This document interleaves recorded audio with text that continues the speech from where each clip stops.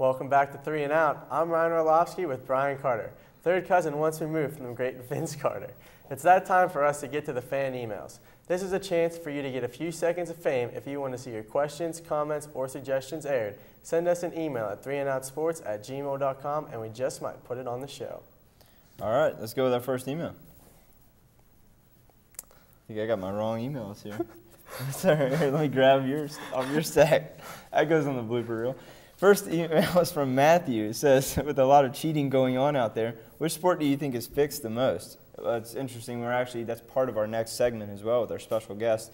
I'm going to have to say boxing because, you know, I've been to Vegas a few times and I've seen all the numbers, the money put down on that. And then you've always got the controversy of boxing matches being fixed. And it just seems like it's all a publicity stunt. It's all marketing. I think a lot of it's real, but I think sometimes a guy might take an early fall, early knockout, just to make, he might be getting paid a pretty good amount as well just to take the fall. I hate to say it, but I got to go with baseball just because we've seen so many examples of this happening with the steroids and the drug use. There's too many substances to determine to come up with a good test. But how does that relate to being fixed?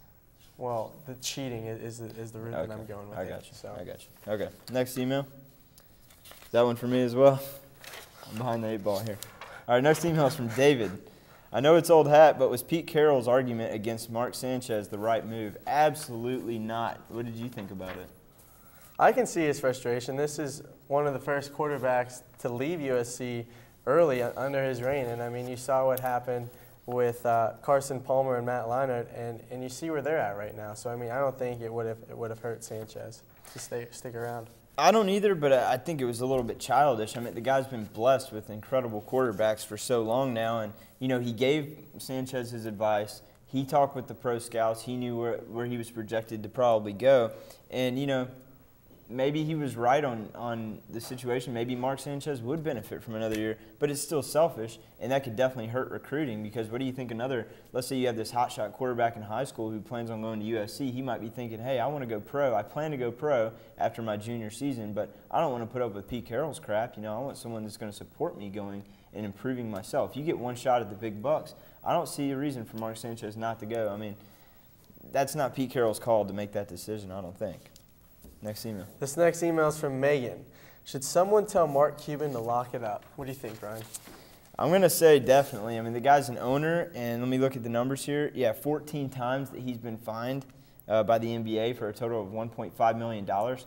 I don't care who you are. I mean, why not use that $1.5 million that he could have saved from getting fined by getting a player that might help his team? You know what I mean? There's so many different things you could do, but he just recently got a $25,000 fine for interacting with an altercation with the Denver Nuggets basketball players during and after a January 13th basketball game. And when you're an owner, you have no place to even be talking to the players like that. I mean, your players is a whole different thing, but I mean, it just seems too prima donna to get mixed up in altercations with other players. It doesn't really let your team get involved in the altercations and you find them, and then you're making money. Instead, you're losing money out of your own wallet. This next email is from Freddie. What's your expert opinions on the Hall of Fame draft class of the NFL? I'm going to be slightly biased, and I'm going to say I think Rod Woodson should get in here, the longtime Steeler. He's a first-round pick. He lived up to expectations all his career. He had 12 touchdown returns for interceptions. That's first all-time. He was third all-time on the interception list, and he made it to 11 Pro Bowls. I also got to go with Bruce Smith. First player drafted overall, no bust. He was on the NFL's all-decade team for the 80s and the 90s. How many guys can say that?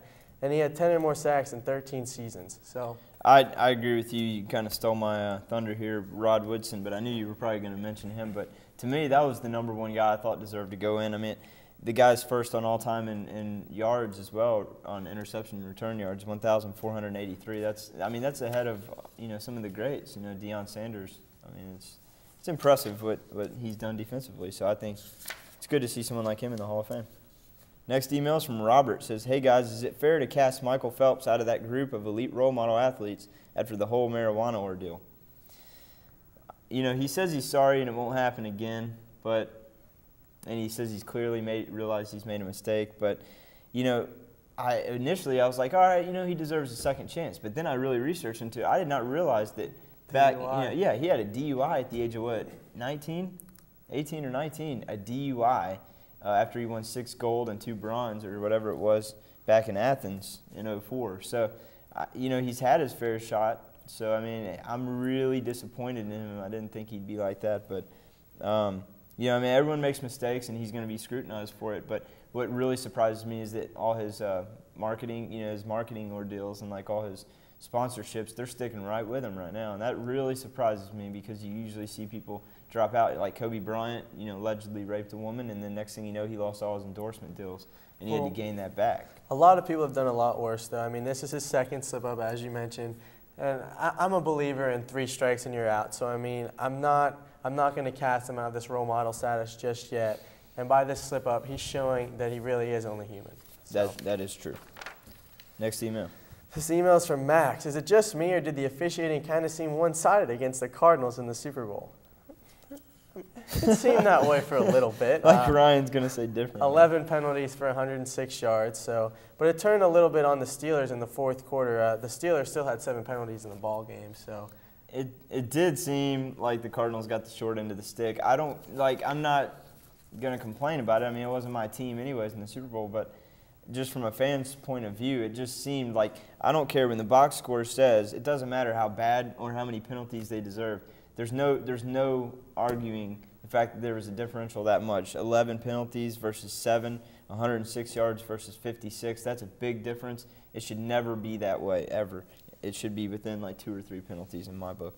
And it all boils down to Pittsburgh made that final drive with Big Ben, so they did deserve to win, though, nevertheless. And our last email quickly from Jim. Go ahead. What's the chances that we see the Cards or the Steelers in the Super Bowl again next year?